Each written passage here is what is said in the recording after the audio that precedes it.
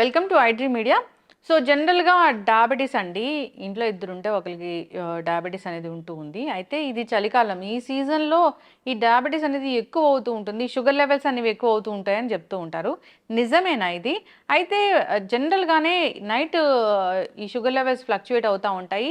So తీసుకునే ఆహారంలో జాగ్రత్తలు తీసుకోవాలి. డిన్నర్‌లో చాలా జాగ్రత్తలు తీసుకోవాలని చెప్తూ ఉంటారు. దీనిలో వాస్తవం ఎంత? పూర్తి వివరాలు తెలుసుకుందాం. ఈరోజు మనతో పాటు ఉన్నారు ప్రముఖ internal medicine specialist doctor Rajesh Chukkala గారు. డాక్టర్ గారు నమస్తే. నమస్తే. డాక్టర్ గారు, ఎన్నో ఇంటర్వ్యూస్ చేశాను మిమ్మల్ని ఈ షుగర్ గురించి. అయితే ఇది చలికాలము. అంటే సీజన్‌కి షుగర్ లెవెల్స్ అనేవి మారుతూ ఉంటాయా?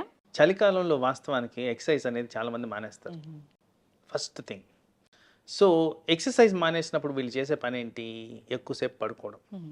సో, ఇండైరెక్ట్‌గా యాక్టివిటీ అనేది తగ్గిపోయింది. యాక్టివిటీ తగ్గిపోతూ చలికాలంలో కన్జంప్షన్ ఆఫ్ క్యాలరీస్ కూడా ఎక్కువగా ఉంటాయి. ఎందుకంటే ఆ ప్రిఫరెన్స్ అలా ఉంటది. సో, ఎండాకాలానికి చలికాలానికి డిఫరెన్స్ ఏంటంటే వాటర్ తక్కువ తాగుతాం. సో, స్టమక్ ఎంప్టీనెస్ ఎక్కువగా ఉంటది. సమ్మర్‌లో ఎక్కువ వాటర్ తాగుతాం. స్టమక్ ఫుల్‌నెస్ ఎక్కువగా ఉంటుంది. సో, ఆ కారణంగా ఇంకొద్దిగా ఎక్కువ తినడం అనేది సహజంగా జరిగే అంశం. సో, ఈ కారణంగా షుగర్ అనేది ఎఫెక్ట్ అవుతుంది. ఓకే.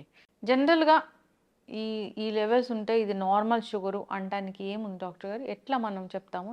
సో, స్ట్రిక్ట్ గైడెన్స్ ప్రకారం ఒక డయాబెటిక్ పర్సన్‌కి రికమెండెడ్ లెవెల్స్ ఆర్ 100 ఫాస్టింగ్ అనేది. ఆ ఫాస్టింగ్ అనే బ్లడ్ టెస్ట్ కూడా ఉదయాన్నే 6 నుంచి 7 గంటల మధ్యన చేసుకోవాలి. ఐడియల్‌గా 6 గంటలప్పుడు చేసుకోవాలి. తర్వాత ఆహారం తినిన తర్వాత 2 అవర్స్‌కి ఆ ఫుడ్ తినిన తర్వాత 2 అవర్స్‌కి అరౌండ్ 160 10 ప్లస్ మైనస్ ఉంటే ఇది correct amount of sugar management. అయితే నేను జనరల్‌గా ఒక ఇలాంటి సెంటర్‌కి వెళ్ళినప్పుడు ఇంటర్వ్యూ కోసం వెళ్ళాను డాక్టర్ గారు. అక్కడ డాక్టర్ అడుగుతూ ఉన్నారు ఏంటంటే ఒక పేషెంట్‌ని షుగర్ లెవెల్స్ ఎక్కువ వచ్చాయి. రాత్రి ఏం తిన్నావు అని. అంటే రాత్రి ఏం తిన్నది ఫాస్టింగ్ బ్లడ్ షుగర్ మీద చూపిస్తదా ప్రభావం? సాధారణంగా ఇప్పుడున్న లైఫ్ స్టైల్స్‌లో వెస్టర్నైజేషన్ అనేది ఎక్కువగా కనిపిస్తుంది. సో, ఆల్మోస్ట్ ఎవ్రీబడీ కొద్దిగా లేట్‌గా పడుకుంటున్నారు. ఎవ్రీవన్. ఒకరని చెప్పడానికి లేదు. అందరూ కూడా లేట్‌గా పడుకుంటున్నారు. సో, లేట్‌గా పడుకునే ప్రక్రియలో మనం చేసేది ఏంటంటే లేట్‌గా భోజనాలు తినడం కూడా. అండ్ లేట్‌గా భోజనం తినడమే కాకుండా కొద్దిగా high calorie food or consumption of calories కూడా ఎక్కువగా రాత్రులే. ఇప్పుడు ఎవరైనా డే టు డే యాక్టివిటీస్ తీసుకుంటే ఎవరైతే కాన్షియస్‌గా లేరో పొద్దున, మధ్యాహ్నం కన్నా రాత్రులు కాస్త ఫుడ్ కన్జంప్షన్ ఎక్కువగా ఉంటుంది. సో, ఇవే కాకుండా మనం ఇదివరకు అనుకున్నట్టు మానసిక ఒత్తిడులు అనేవి పెరుగుతూ వస్తున్నాయి. ప్రతి ఒక్కరికి స్ట్రెస్ అనేది ఎక్కువ ఉంటుంది. నిద్ర అనేది లోపిస్తుంది. సో, నేను చెప్పదలుచుకుంది డయాబెటీస్ అనేది ఒక హార్మోన్ ద్వారా రెగ్యులేట్ అయ్యే కండిషన్. ఇంత చేంజెస్ వచ్చినప్పుడు ఈ హార్మోనల్ ఇంబ్యాలెన్స్ కూడా తప్పుదోవ పడుతుంది. ఆ కారణంగా ఈ ఫాస్టింగ్ షుగర్ అనేది ఫ్రీక్వెంట్‌గా ఎక్కువగా కనిపిస్తుంది. ఓకే. అయితే ఫాస్టింగ్ షుగర్ ఎక్కువగా కనిపిస్తే దాన్ని బేస్ చేసుకొని మందులు రాస్తారా? లేదంటే దానికి కూడా ఏమైనా 24 అవర్స్ మానిటరింగ్ అట్లా ఉంటుందా డాక్టర్ గారు? ఓయాయా! ఇప్పుడు డివైజెస్ అనేవి చాలా వచ్చున్నాయి. ఇప్పుడు కంటిన్యూయస్ బ్లడ్ షుగర్ మానిటరింగ్ అనేది చాలా కామన్‌గా వాడుతున్నాం. దీన్ని సీజీఎం అంటాం. ఈ సీజీఎం అనేది ఇప్పుడున్న అవైలబుల్ డివైజెస్‌లో కనీసం 14 రోజుల వరకు కంటిన్యూస్‌గా మానిటర్ చేసే విధంగా ఉంటది. ఏ టైంలో ఎక్కువ అవుతుంది, ఏ టైంలో తక్కువ అవుతుంది అన్ని డేటా చూపించేస్తూ మీకు అలారమ్స్ ఇస్తూ కూడా ఇది ఫంక్షనింగ్ అనేది జరుగుద్ది. సో, అలాంటి దాన్ని డేటా తీసుకొనే మేము ఈ లెవెల్స్ అనేవి అడ్జస్ట్ చేయడం జరుగుద్ది. ఈ ఒక్క రోజు పెరిగిందా, 10 రోజులు పెరిగిందా, కంటిన్యూస్‌గా ఎక్కువ ఉందా అనే దాన్ని బట్టే మనం మెడిసిన్ ఎలా విధంగా అడ్జస్ట్ చేయాలనేది. ఎందుకంటే ఇక్కడ జస్ట్ షుగరే కాదు అసోసియేటెడ్‌గా ఇప్పుడు సపోజ్ నిద్ర లోపించడం వల్ల షుగర్ పెరిగినప్పుడు నేను నిద్రని టార్గెట్ చేయాలి కానీ షుగర్‌ని కాదు కదా టార్గెట్ చేయాల్సింది. సో, ఏదైతే టార్గెటెడ్ ప్రాబ్లమ్ ఉందో దాన్ని ఓరియెంటెడ్‌గా ట్రీట్మెంట్ అనేది జరుగుతుంది. ఏది దీన్ని ట్రిగ్గర్ చేస్తుందనేది దాని బేస్డ్. యెస్. దాన్ని తగ్గించుకుంటే షుగర్ అనేది కంట్రోల్. అంతే. అయితే జనరల్‌గా ఇప్పుడు మరి ఈ శీతాకాలంలో ఎక్కువగా షుగర్ లెవెల్స్ అనేవి ఫ్లక్చుయేట్ అవుతా ఉంటాయి, పెరుగుతా ఉంటాయి అన్నప్పుడు జాగ్రత్తలు ఏం చెప్తారు డాక్టర్ గారు? సో, మీ డైలీ యాక్టివిటీ ఏదైతే మేము రికమెండ్ చేస్తుంటామో అవి స్టాప్ చేయొద్దు. That is the first thing. సరే, ఇప్పుడు మీరు సంవత్సరం పొడుగుతా చేసి 2, 3 నెలలు మానేసినప్పుడు మీ క్యాలరీ బర్నింగ్ కెపాసిటీ తగ్గినట్టే కదా! అవును. సో, దాని కారణంగా షుగర్ అనేది వేరియేషన్స్ అనేవి వస్తున్నాయి కదా! తర్వాత కన్జంప్షన్ కూడా Hmm. పెరుగుతుంది కదా. Hmm. సో ఇవి కాకుండా ఆ న్యూట్రాలిటీ మెయింటైన్ చేస్తే ఆల్వేస్ ఐడియల్. ఎందుకంటే ఈ వింటర్ సీజన్ అన్నప్పుడు ఒక 4 months ఉందనుకున్నాం మాక్సిమం ఎక్స్టెన్షన్. మరి 4 months is a bigger chunk. అంటే ఆ పీరియడ్ అనేది చాలా పెద్ద పీరియడ్. 4 months పీరియడ్ని రిలాక్సేషన్గా తీసుకోవడానికే లేదు. లేదు. ఒకరోజు ఏదో ఒక పూటనో అంటే అది వేరు, కానీ మరి 120 రోజులు అంటే చాలా ఎక్కువగా స్పాన్. అందుకో బాడీ మీద స్ట్రెస్ ఎక్కువ ఉంటుంది, అవయాలు ఎఫెక్ట్ అవ్వడం జరుగుద్ది. పర్టికులర్గా ఆ సీజన్లో కొద్దిగా ఈ స్ట్రోక్లు, హార్ట్ అటాక్లు వచ్చేదానికి ఆస్కారం ఉంది. ఓకే. డయాబెటీస్ వల్ల కూడా స్ట్రోక్ వస్తుందా? ఓ 100%. 100%. Diabetes is the commonest reason for heart attacks in India. Commonest reason. So ఎక్కువ శాతం హార్ట్ అటాక్స్ని మనం అనలిటికల్గా తీసుకుంటే డయాబెటిక్ రిలేటెడే ఉంటున్నాయి. ఏం జరుగుతుంది డాక్టర్ గారు? ఇప్పుడు షుగర్ ఎక్కువైంది, అది హార్ట్ మీద ఎట్లా సో జరుగుతుంది అసలు mechanism? వీటిలన్నిటికీ ప్రైమరీ కారణం కొలెస్ట్రాల్ లెవెల్స్. ఎప్పుడైతే క్యాలరీస్ పెరుగుతున్నాయి అంటున్నానో ఆ ఎక్సెస్ అమౌంట్ ఆఫ్ క్యాలరీస్ ఏమవుతుంది బాడీలో ఫ్యాట్ రూపంలో తయారవుతుంది. కొలెస్ట్రాల్ అంటే ఏంటి? ఫ్యాటే. సో ఆ ఫ్యాట్ కారణంగా ఈ రక్తనాళాల్లో బ్లడ్ సరఫరా ఆగిపోవడం, ఆ కారణంగా బ్లడ్ సప్లై ఎక్కడైతే లోపిస్తుందో పర్టికులర్గా బ్రెయిన్ అండ్ హార్ట్కి ఎఫెక్ట్ అయ్యి స్ట్రోక్ అనేది వచ్చేదానికి ఆస్కారం ఉంది. ఇండైరెక్ట్గా చూసుకుంటే ఈ హై షుగర్ లెవెల్స్ వల్లే ఇదంతా జరుగుతుందని సైంటిఫిక్ రుజువులు ఉన్నాయి. ఓకే.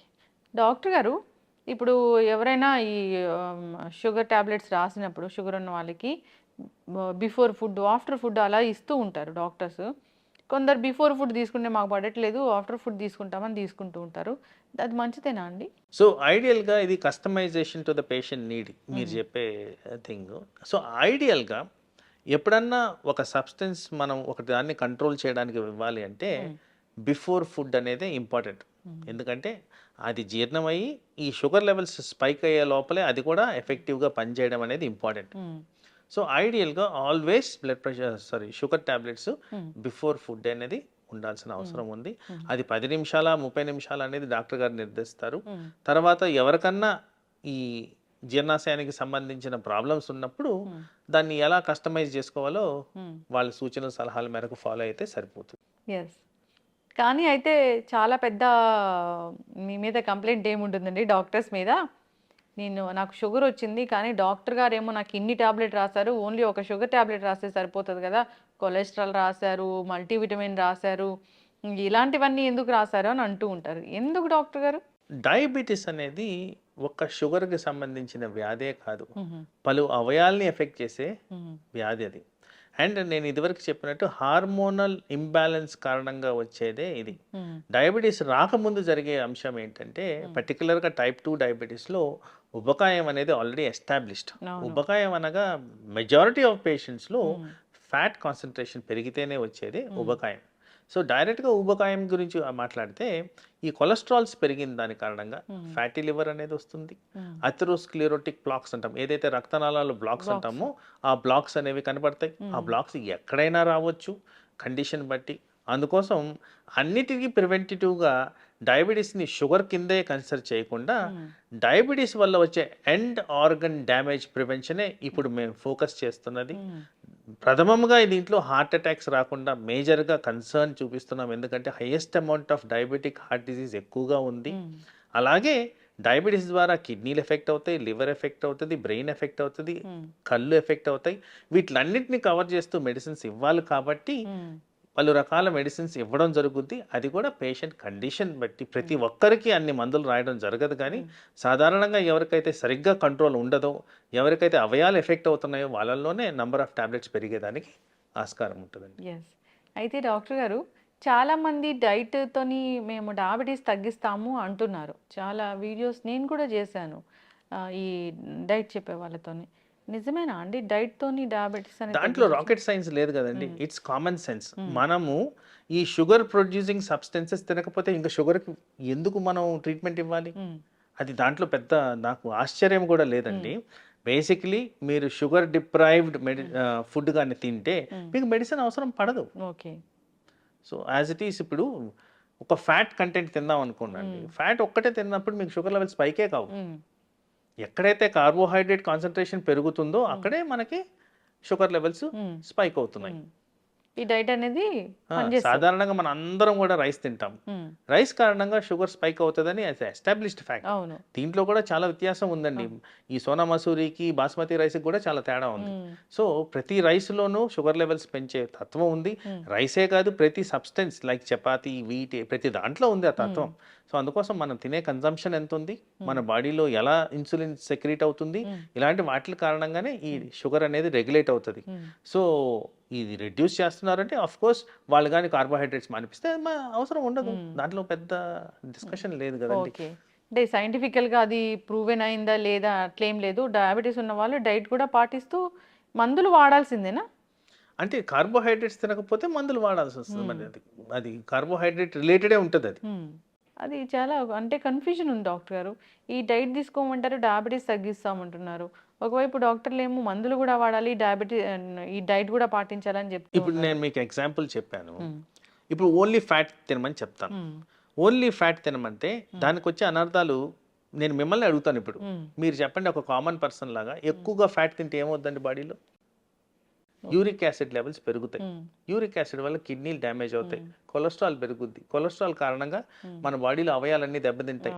మరి ఇవన్నీ ఎఫెక్ట్ అవుతున్నప్పుడు మరి వాటిని ఎవరు మానిటర్ చేయాలి? సో బ్యాలెన్స్డ్ ఫుడ్ అనేది ఇంపార్టెంట్. సో ఎప్పుడో ఎస్టాబ్లిష్ అయిన ఆల్గోరిథం ఏంటంటే balanced food, adequate amount of nutrients, adequate amount of carbohydrate, adequate amount of fat and protein అన్నీ కలిపి ఉన్నవే అది బ్యాలెన్స్డ్ డైట్. అయితే కస్టమైజేషన్ మన కంట్రీలో ఎక్కడ జరుగుతుందంటే కార్బోహైడ్రేట్ మనకి బాడీకి సూట్ కావట్లేదు. ఎందుకంటే ఏషియన్ సబ్సెట్ ఆఫ్ పాపులేషన్లో ఒక టైప్ ఆఫ్ జెనెటిక్ పాపులేషన్ ఉంది, దీంట్లో షుగర్కి సెన్సిటివిటీ ఎక్కువగా ఉంటుంది, వీళ్ళలో డయాబెటీస్ ఎక్కువగా వస్తుందని ఒక ఎస్టాబ్లిష్డ్ ఫ్యాక్ట్. ఇప్పుడు ఈ పర్సన్ వెళ్ళి మెడిటేరియన్ డైట్ కానీ తింటే, మెడిటేరియన్ డైట్స్ అంటే fibre, natural fruits, vegetables and nuts ఉన్నది తింటే మీకు డయాబెటీస్ అనేది డెఫినెట్లీ అదుపులోకి వస్తుంది. సో ఇవి మీరు కన్సిడర్ చేసుకుంటే దీంట్లో ఎక్కడ మీకు కార్బోహైడ్రేట్ సోర్స్ ఉందండి? ద మేజర్ కెలామిటీ మన దగ్గర జరిగేది consumption of rice in highest amounts. అది తగ్గించుకుంటే మనకి డెఫినెట్గా షుగర్ కంట్రోల్కి వచ్చేస్తుంది. ఇన్ని నెంబర్ ఆఫ్ టాబ్లెట్స్ కూడా అవసరం పడదండి. So rice related components or carbohydrate components కానీ తగ్గించుకో విధంగా మనం డైట్ ప్లాన్ చేసుకుంటే డెఫినెట్గా మీకు డయాబెటిక్ అండర్ కంట్రోల్ వస్తుంది. ఓకే డాక్టర్ గారు, ఇన్నేళ్ళ ఎక్స్పీరియన్స్ మీది, ఎంతో మంది పేషెంట్స్ని చూసుంటారు.